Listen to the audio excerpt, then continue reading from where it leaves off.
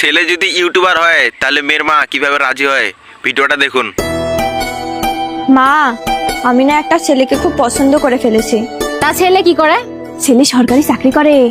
তোরে না আমি বলছি ঠিক একটা ছেলে জোগাড় করে আনতে। কিন্তু মা, এর আগে ছেলেটা তো বিজনেস করতো। তুই কি না বিজনেসম্যান, চাকরিজীবী? এসব কোনো কাজ হলো? বাংলাদেশে এই চাকরিজীবীর কোনো মূল্য আছে? আজ আছে কাল নাই। যেদিন তুই ঠিকঠাক একটা ছেলে জোগাড় করে আনতে পারবি সেদিন আমি তোরে বিয়া দিব, এর আগে না। আর শোন, এই ছেলের কাছে তোরে আমি বিয়া দিব না। যা, তুই আমার সামনে চলে যা।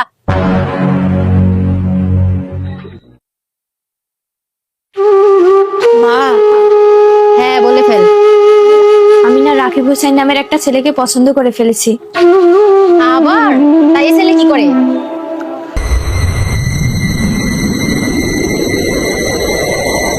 ছেলে তো ইউটিউবার।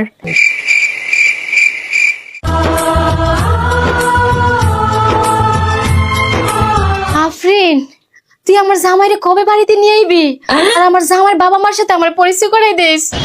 এইবার তুই ভালো একটা ছেলে পছন্দ করলি, একবার আমার মনের মতন পারফেক্ট।